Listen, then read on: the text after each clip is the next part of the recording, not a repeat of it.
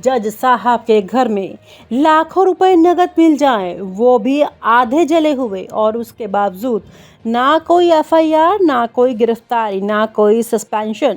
सोचिए कौन है वो ताकत जो दिल्ली हाई कोर्ट के जस्टिस यशवंत वर्मा को बचा रही है। ये सिर्फ आग की घटना नहीं थी, ये उस सिस्टम की परतें खोलती हैं जिसमें अपनों को बचाने की मशीनरी दिन रात चलती है। पैसे कहाँ से आए, कहाँ सिर्फ जज साहब की कमाई थी या फिर किसी बड़े बिजनेसमैन की लॉबी, किसी पावरफुल राजनेता या किसी अदृश्य सिस्टम का हाथ है।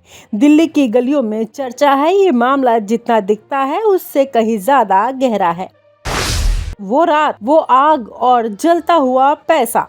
14 मार्च 2025 की रात दिल्ली के पॉश इलाके में जस्टिस यशवंत वर्मा के सरकारी बंगले में अचानक आग लग जाती है। फायर ब्रिगेड आती है, आग बुझाई जाती है, लेकिन उसके बाद जो मिलता है वो सिस्टम को शर्मिंदा करने वाला है। स्टोर रूम से आधा जला हुआ कैश, लाखों रुपए नोट जले हुए, कुछ अधजले। सवाल सीधा उठता है, जज साहब के घर में इतना कैश कहां से आया? अगर सब कुछ ठीक था तो ये पैसे खुले में क्यों पड़े थे? ये हादसा था या सबूत मिटाने की कोशिश? और सबसे बड़ा सवाल, कानून के रखवालों के घर में कानून ही क्यों जल रहा है? इन हाउस इंक्वायरी और सुप्रीम कोर्ट की चुप्पी। 22 मार्च को सीजीआई संजीव खन्ना ने 3 सदस्यीय इन हाउस कमेटी बना दी। रिपोर्ट 3 मई को आती है। रिपोर्ट कहती है प्रारंभिक तौर पर गंभीर संदेह है, मतलब सीधा सीधा ये इशारा कि मामला छोटा नहीं है। 8 मई को सुप्रीम कोर्ट ने प्रेस रिलीज दी, लेकिन एफआईआर का नाम नहीं। सोचिए, एक आदमी होता है तो पुलिस थाने में खींच लिया जाता है, लेकिन जज साहब के लिए इन हाउस कमेटी, क्या ये खुद को बचाने का तरीका नहीं? क्या अदालत के भीतर ही अदालतें बनने लगी हैं? एफआईआर पर बहस, लेकिन कार्यवाही गायब। अब असली खेल शुरू होता है। सुप्रीम कोर्ट में वकील याचिका लगाते हैं, फिर एफआईआर होनी चाहिए, लेकिन 21 मई को सुप्रीम कोर्ट कह देता है अभी नहीं, पहले इन हाउस जांच पूरी हो, फिर सीजीआई की मंजूरी लेनी होगी। 1991 की वीरास्वामी जजमेंट का हवाला दिया जाता है, जिसमें कहा गया था कि हाई कोर्ट या सुप्रीम कोर्ट के जज पर कोई आपराधिक कार्यवाही करने से पहले सीजीआई की अनुमति अनिवार्य है, यानी जज पर केस तभी चलेगा जब जज ही इजाजत देंगे। यही है सिस्टम का असली प्रोटेक्टिव कवच। पैसों की असली कहानी क्या है? सबसे बड़ा सवाल, वो लाखों रुपए कहां से आए? रिपोर्ट में लिखा है कि परिवार को उस स्टोर रूम की जानकारी थी, यानी पैसा छुपाने की पूरी तैयारी थी। जांच एजेंसियों के कुछ सूत्र कहते हैं कि मामला किसी बड़ी डील, किसी राजनीतिक लॉबी या कोर्ट के फैसले से जुड़े आर्थिक हितों से जुड़ा है। ऐसे में सवाल भी बड़ा हो जाता है कि क्या सिर्फ यशवंत वर्मा ही शामिल थे या पूरी लॉबी इसके पीछे खड़ी है? और अगर लॉबी है तो क्या वजह है कि एफआईआर नहीं हो रही? राजनीति की परछाई, इम्पीचमेंट की तैयारी। सूत्र बता रहे हैं कि अगर वर्मा ने इस्तीफा नहीं दिया तो विपक्ष मिलकर संसद में इम्पीचमेंट प्रस्ताव ला सकता है।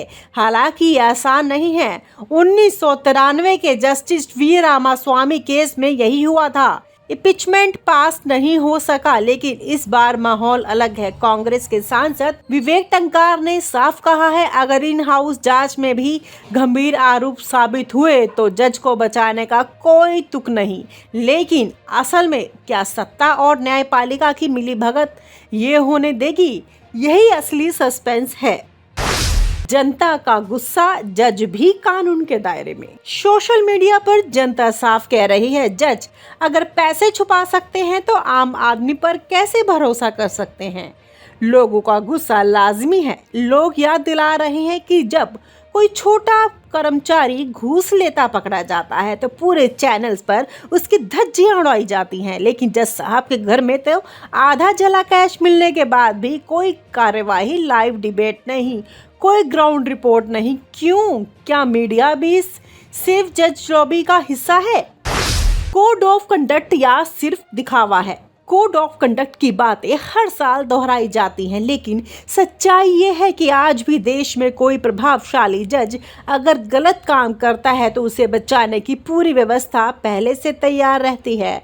इन हाउस रिपोर्ट सार्वजनिक हो जाती है, ना सीधी कार्यवाही। सुप्रीम कोर्ट भी बार बार कह चुका है कि जजों की जवाबदेही जरूरी है, लेकिन जब सवाल अपने घर के अंदर उठता है तो पूरा सिस्टम अचानक प्रोसेस और गोपनीयता की आड़ में छुप जाता है। सवाल आपके सामने है, तो दोस्तों सवाल बहुत साफ है।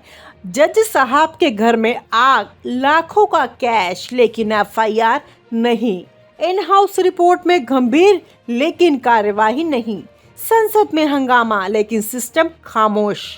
क्या यही न्याय है? क्या वाकई जज कानून से ऊपर है, या ये सिस्टम को बचाने का पूरा खेल? Justice Trivedi authored the sole dissenting opinion in the case, a reflection of her independence of thought and her ability to express her views without hesitation. As a Supreme Court judge, Justice Trivedi, who served as a visitor to the Gujarat National Law University, an institution she had previously played a key role in establishing in this capacity, she provided guidance to both faculty and students alike. Justice Trivedi is hardworking, with a keen eye for detail and a commitment to her, thoroughly preparing for each case she presides over. On a personal note, when her name was doing rounds from January of 2021, I had an occasion to talk to her on several occasions, and then after elevation, I found an elder sister in her.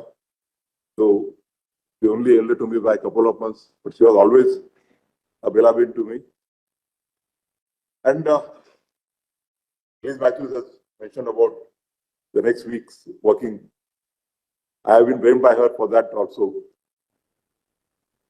because since I was to take over, the calendar was finalized by me, and I had received requests from many of the members that the beginning of July is not a right season for the Supreme Court to open up, and therefore we decided to postpone the vacation by a week and also opening by a week. By now, on the basis of the practice which has been prevailing for last several years, we had already booked the tickets to go for attending a marriage in the family in the US, and I had to consider not to cancel her bookings. And her commitment, I must say that I have seen her personally when her father was ailing. He used to go to Ahmedabad on weekends and come back in the mornings of Monday mornings and attend the court. I've been always saying that the bar and the bench are co-equal partners in the administration of justice. None superior, none inferior. I said the other day when we were feliciting Chief Justice Khanna that you put a spoke in one wheel, the entire chariot of the golden chariot of the Supreme Court would come to a standstill. Judges are of different types. There are judges who give relief. There are judges who do not give relief. Judges are ultimately human beings. Everybody has a different position. A judge may be strict or a liberal, and as we openly discuss amongst each others, she used to admit that she is conviction-minded. I used to affirm that I am acquittal-minded. When we are at retreat in Vizag, we had a very, I must express gratefulness to the former Chief Justice that because of that we could all be together as a family. And therefore, I'm grateful to Mr. Kapil Sibal and Rachna Srivastava that both of them are here. But the association, the stand taken by the association, I must deprecate openly because I believe in being plain and straight. On such occasions, such a stand ought not to have been taken by the association, and therefore I'm openly appreciating Mr. Sibal and Mr. Srivastava that in spite of the resolution of the body, they are here. But what has been lost by the association, the presence of the full house here, fully vindicates, and the verdict is given that she is a very, very good judge. As I already said, there are different types of judges, but that should not be a factor for denying what ought to have been done at 4:30 p.m. today. She will always be known for a fairness, a firmness, fearlessness, hard work, devotion, dedication, industry, integrity, and as mentioned by some of us, her spirituality, her humility. On this behalf, on behalf of all my brothers and sisters, Justice Belaben, your valuable, invaluable experience at various levels of the judiciary and your astute administrative acumen reflects your dynamic personality.